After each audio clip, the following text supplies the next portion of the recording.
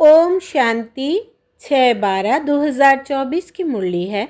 मुख्य रूप से बाबा ने कहा, बाप ने इस बेहद अनादि ड्रामा की ऐसी समझ दी है जिससे बुद्धि पर जो गोदरेज का ताला लगा था वो खुल गया। पत्थर बुद्धि से पारस बुद्धि बन गए। बाप ने समझ दी है कि इस ड्रामा में हर एक एक्टर का अपना अपना अनादि पार्ट है। जिसने कल्प पहले जितना पढ़ा है वो अभी भी पढ़ेंगे, पुरुषार्थ कर अपना वर्षा लेंगे। फिर कहा, याद की यात्रा से आत्मा रूपी बैटरी को चार्ज कर सतो प्रधान तक पहुंचना है। ऐसी कोई गफलत नहीं करनी है जो बैटरी डिस्चार्ज हो जाए। फिर कहा, मुरब्बी बच्चा बनने के लिए बाप के साथ साथ घर से भी लव रखना है। ज्ञान और योग में मस्त बनना है। बाप जो समझाते हैं वो अपने भाइयों को भी समझाना है। अब सुनते हैं महावाक्यों को विस्तार से। बाबा ने कहा, मीठे बच्चे, तुम अभी पुरुषोत्तम संगम युग पर हो। तुम्हें यहाँ रहते नई दुनिया को याद करना है और आत्मा को पावन बनाना है। प्रश्न है, बाप ने तुम्हें ऐसी कौन सी समझ दी है जिससे बुद्धि का ताला खुल गया? उत्तर, बाप ने इस बेहद अनादि ड्रामा की ऐसी समझ दी है जिससे बुद्धि पर जो गोदरेज का ताला लगा था वो खुल गया। पत्थर बुद्धि से पारस बुद्धि बन गए। बाप ने समझ दी है कि इस ड्रामा में हर एक एक्टर का अपना अपना अनादि पार्ट है। जिसने कल्प पहले जितना पढ़ा है वो अभी भी पढ़ेंगे, पुरुषार्थ कर अपना वर्षा लेंगे। ओम शांति। रूहानी बच्चों प्रति रूहानी बाप बैठ सिखलाते हैं। जब से बाप बना है तब से ही टीचर भी है, तब से ही फिर सद्गुरु के रूप में शिक्षा दे रहे हैं। यह तो बच्चे समझते ही है। जबकि वो बाप टीचर गुरु है तो छोटा बच्चा तो नहीं है ना। ऊंच ते ऊंच, बड़े ते बड़ा है। बाप जानते हैं यह सब मेरे बच्चे हैं। ड्रामा प्लान अनुसार पुकारा भी है कि आकर के हमको पावन दुनिया में ले चलो, परंतु समझते कुछ नहीं है। अभी तुम समझते हो पावन दुनिया सतयुग को, पतित दुनिया कलयुग को कहा जाता है। कहते भी है, आकर के हमको रावण की जेल से लिबरेट कर, दुखों से छुड़ाकर अपने शांति धाम सुख धाम में ले चलो। नाम दोनों अच्छे हैं, मुक्ति जीवन मुक्ति व शांति धाम सुख धाम। सिवाय तुम बच्चों के और कोई की बुद्धि में नहीं है कि शांति धाम कहाँ, सुख धाम कहाँ होता है। बिल्कुल ही बेसमझ है। तुम्हारी एम ऑब्जेक्ट ही समझदार बनने की है। बेसमझों के लिए एम ऑब्जेक्ट होती है कि ऐसा समझदार बनना है, सभी को सिखलाना है। यह है एम ऑब्जेक्ट। मनुष्य से देवता बनना, यह है ही मनुष्यों की सृष्टि। वो है देवताओं की सृष्टि। सतयुग में है देवताओं की सृष्टि, तो ज़रूर मनुष्यों की सृष्टि कलयुग में होगी।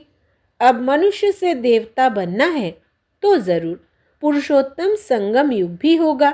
वो है देवताएं, यह है मनुष्य। देवताएं हैं समझदार। बाप ने ही ऐसा समझदार बनाया है। बाप जो विश्व का मालिक है, भल मालिक बनता नहीं है, परंतु गाया तो जाता है ना। बेहद का बाप बेहद का सुख देने वाला है। बेहद का सुख होता ही है नई दुनिया में, और बेहद का दुख होता है पुरानी दुनिया में। देवताओं के चित्र भी तुम्हारे सामने हैं, उन्हों का गायन भी है। आजकल तो पांच भूतों को भी पूजते रहते हैं। अभी बाप तुमको समझाते हैं, तुम हो पुरुषोत्तम संगम युग पर। तुम्हारे में भी नंबरवार पुरुषार्थ अनुसार जानते हैं। हमारी एक टांग स्वर्ग में, एक टांग नर्क में है। रहते तो यहाँ है, परंतु बुद्धि नई दुनिया में है, और जो नई दुनिया में ले जाते हैं उनको याद करना है। बाप की याद से ही तुम पवित्र बनते हो। यह शिव बाबा बैठ समझाते हैं। शिव जयंती मनाते तो ज़रूर है, परंतु शिव बाबा कब आया, क्या आकर किया यह कुछ भी पता नहीं है। शिवरात्रि मनाते हैं और श्री कृष्ण की जयंती मनाते हैं। वही अक्षर जो श्री कृष्ण के लिए कहते वो शिव बाबा के लिए तो नहीं कहेंगे, इसलिए उनकी फिर शिवरात्रि कहते हैं। अर्थ कुछ नहीं समझते। तुम बच्चों को तो अर्थ समझाया जाता है। अथाह दुख है कलयुग के अंत में, फिर अथाह सुख होते हैं सतयुग में। यह तुम बच्चों को अभी ज्ञान मिला है। तुम आदि मध्य अंत को जानते हो। जिन्होंने कल्प पहले पढ़ा है वही अब पढ़ेंगे। जिसने जो पुरुषार्थ किया होगा वही करने लगेंगे और ऐसा ही पद भी पाएंगे। तुम्हारी बुद्धि में पूरा चक्र है। तुम ही ऊंचते ऊंच पद पाते हो, फिर तुम उतरते भी ऐसे हो। बाप ने समझाया है, यह जो भी मनुष्य की आत्माएं हैं माला है ना, सब नंबरवार आती है। हर एक एक्टर को अपना अपना पार्ट मिला हुआ है। किस समय किसको क्या पार्ट बजाना है, यह अनादि बना बनाया ड्रामा है जो बाप बैठ समझाते हैं। अब जो तुमको बाप समझाते हैं वो अपने भाइयों को समझाना है। तुम्हारी बुद्धि में है कि हर 5000 वर्ष बाद बाप आकर हमको समझाते हैं। हम फिर भाइयों को समझाते हैं। भाई भाई आत्मा के संबंध में है। बाप कहते हैं, इस समय तुम अपने को अशरीरी आत्मा समझो। आत्मा को ही अपने बाप को याद करना है पावन बनने लिए। आत्मा पवित्र बनती है तो फिर शरीर भी पवित्र मिलता है। आत्मा अपवित्र तो जेवर भी अपवित्र। नंबरवार तो होते ही है। फीचर्स एक्टिविटी एक न मिले दूसरे से। नंबरवार सब अपना अपना पार्ट बजाते हैं। फर्क नहीं पड़ सकता। नाटक में वही सीन देखेंगे जो कल देखी होगी, वही रिपीट होगी ना। यह फिर बेहद का और कल का ड्रामा है। कल तुमको समझाया था, तुमने राजाई ली, फिर राजाई गंवाई। आज फिर समझ रहे हो, राजाई पाने लिए। आज भारत पुराना नर्क है, कल नया स्वर्ग होगा। तुम्हारी बुद्धि में है, अभी हम नई दुनिया में जा रहे हैं। श्रीमत पर श्रेष्ठ बन रहे हैं। श्रेष्ठ जरूर श्रेष्ठ सृष्टि पर रहेंगे। यह लक्ष्मी नारायण श्रेष्ठ है तो श्रेष्ठ स्वर्ग में रहते हैं। जो भ्रष्ट है वो नर्क में रहते हैं। यह राज तुम अभी समझते हो। इस बेहद के ड्रामा को जब कोई अच्छी रीति समझे तब बुद्धि में बैठे। शिवरात्रि भी मनाते हैं परंतु जानते कुछ भी नहीं है। तो अब तुम बच्चों को रिफ्रेश करना होता है। तुम फिर औरों को भी रिफ्रेश करते हो। अभी तुमको ज्ञान मिल रहा है, फिर सद्गति को पालेंगे। बाप कहते हैं, मैं स्वर्ग में नहीं आता हूँ। मेरा पार्ट ही है पतित दुनिया को बदल पावन दुनिया बनाना। वहाँ तो तुम्हारे पास कारून का खजाना होता है, यहाँ तो कंगाल है। इसलिए बाप को बुलाते हैं, आकर बेहद का वर्षा दो। कल्प कल्प बेहद का वर्षा मिलता है, फिर कंगाल भी हो जाते हैं। चित्रों पर समझाओ तब समझ सके। पहले नंबर में लक्ष्मी नारायण, फिर 84 जन्म लेते मनुष्य बन गए। यह ज्ञान अभी तुम बच्चों को मिला है। तुम जानते हो, आज से 5000 वर्ष पहले आदि सनातन देवी देवता धर्म था, जिसको बैकुंठ, पैराडाइज, डीटी वर्ल्ड भी कहते हैं। अभी तो नहीं कहेंगे, अभी तो डेविल वर्ल्ड है। डेविल वर्ल्ड की एंड, डीटी वर्ल्ड की आदि का अब है संगम। यह बातें अभी तुम समझते हो और कोई के मुख से सुन न सको। बाप ही आकर इनका मुख लेते हैं। मुख किसका लेंगे समझते नहीं हैं। बाप की सवारी किस पर होगी? जैसे तुम्हारी आत्मा की इस शरीर पर सवारी है ना, शिव बाबा को अपनी सवारी तो है नहीं, तो उनको मुख जरूर चाहिए। नहीं तो राजयोग कैसे सिखाए? प्रेरणा से तो नहीं सीखेंगे। तो यह सब बातें दिल में नोट करनी है। परमात्मा की भी बुद्धि में सारी नॉलेज है ना, तुम्हारी भी बुद्धि में यह बैठना चाहिए। यह नॉलेज बुद्धि से धारण करनी है।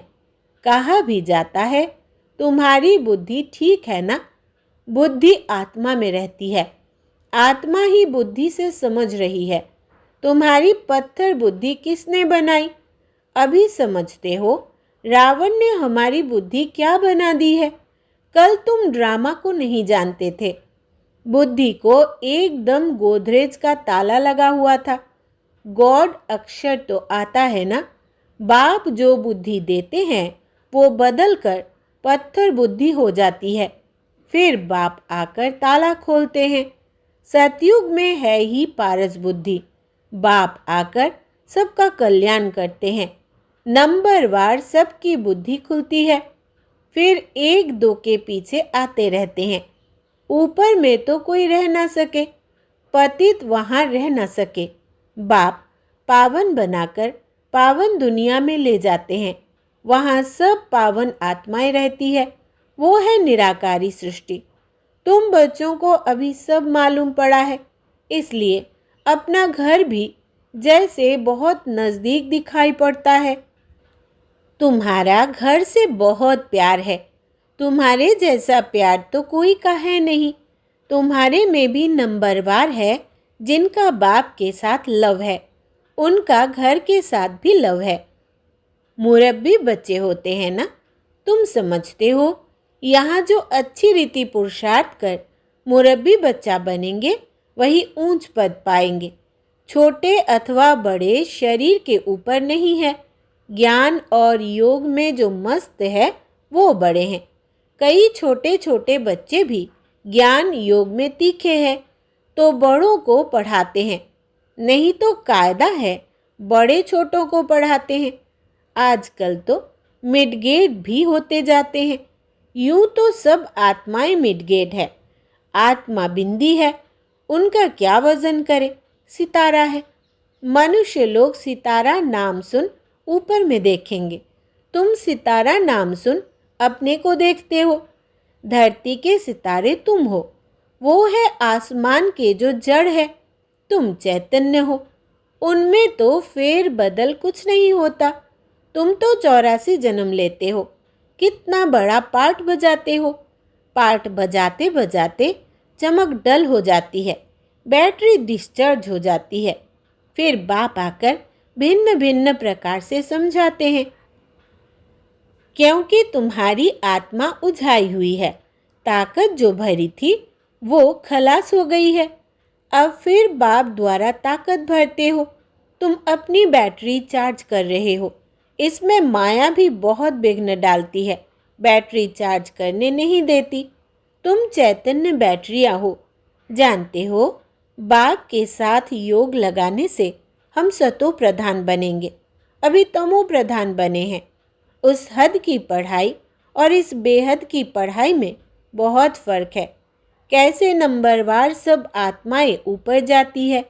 फिर अपने समय पर पार्ट बजाने आना है। सबको अपना अविनाशी पार्ट मिला हुआ है। तुमने यह 84 का पार्ट कितनी बार बजाया होगा? तुम्हारी बैटरी कितनी बार चार्ज और डिस्चार्ज हुई है? जब जानते हो हमारी बैटरी डिस्चार्ज है तो फिर चार्ज करने में देरी क्यों करनी चाहिए? परंतु माया बैटरी चार्ज करने नहीं देती। माया बैटरी चार्ज करना तुमको भुला देती है।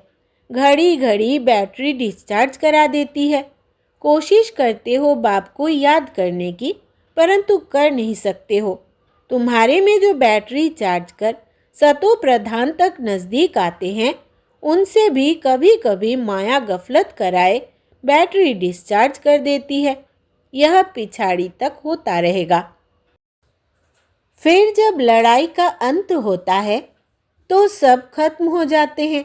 फिर जिसकी जितनी बैटरी चार्ज हुई होगी उस अनुसार पद पाएंगे। सभी आत्माएं बाप के बच्चे हैं। बाप ही आकर सबकी बैटरी चार्ज कराते हैं। खेल कैसा वंडरफुल बना हुआ है। बाप के साथ योग लगाने से घड़ी घड़ी हट जाते हैं तो कितना नुकसान होता है। ना हटे उसके लिए पुरुषार्थ कराया जाता है। पुरुषार्थ करते करते जब समाप्ति होती है तो फिर नंबरवार पुरुषार्थ अनुसार तुम्हारा पाठ पूरा होता है। जैसे कल्प कल्प होता है, आत्माओं की माला बनती रहती है। तुम बच्चे जानते हो, रुद्राक्ष की माला है, विष्णु की भी माला है। पहले नंबर में तो उनकी माला रखेंगे ना। बाप दैवी दुनिया रचते हैं ना। जैसे रुद्र माला है वैसे रुंड माला है। ब्राह्मणों की माला अभी नहीं बन सकेगी, बदली सदली होती रहेगी। फाइनल तब होंगे जब रुद्र माला बनेगी। यह ब्राह्मणों की भी माला है, परंतु इस समय नहीं बन सकती। वास्तव में प्रजापिता ब्रह्मा की सब संतान है। शिव बाबा के संतान की भी माला है, विष्णु की भी माला कहेंगे। तुम ब्राह्मण बनते हो तो ब्रह्मा की और शिव की भी माला चाहिए। यह सारा ज्ञान तुम्हारी बुद्धि में नंबरवार है। सुनते तो सभी है, परंतु कोई का उस समय ही कानों से निकल जाता है, सुनते ही नहीं। कोई तो पढ़ते ही नहीं, उनको पता ही नहीं भगवान पढ़ाने आया है, पढ़ते ही नहीं है। यह पढ़ाई तो कितना खुशी से पढ़नी चाहिए। अच्छा, मीठे मीठे सिकिलधे बच्चों प्रति माता पिता बाप दादा का याद प्यार और गुड मॉर्निंग। रूहानी बाप की रूहानी बच्चों को नमस्ते। हम रूहानी बच्चों की रूहानी बाप दादा को याद प्यार, गुड मॉर्निंग और नमस्ते बाबा नमस्ते। धारणा के लिए मुख्य सार। पहला, याद की यात्रा से आत्मा रूपी बैटरी को चार्ज कर सतो प्रधान तक पहुंचना है। ऐसी कोई गफलत नहीं करनी है जो बैटरी डिस्चार्ज हो जाए। दूसरा, मुरब्बी बच्चा बनने के लिए बाप के साथ साथ घर से भी लव रखना है। ज्ञान और योग में मस्त बनना है। बाप जो समझाते हैं वो अपने भाइयों को भी समझाना है। वरदान है, एक बाप को अपना संसार बनाकर सदा एक की आकर्षण में रहने वाले कर्म बंधन मुक्त भव।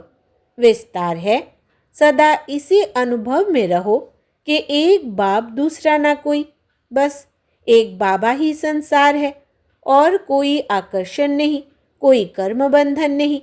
अपने किसी कमज़ोर संस्कार का भी बंधन ना हो।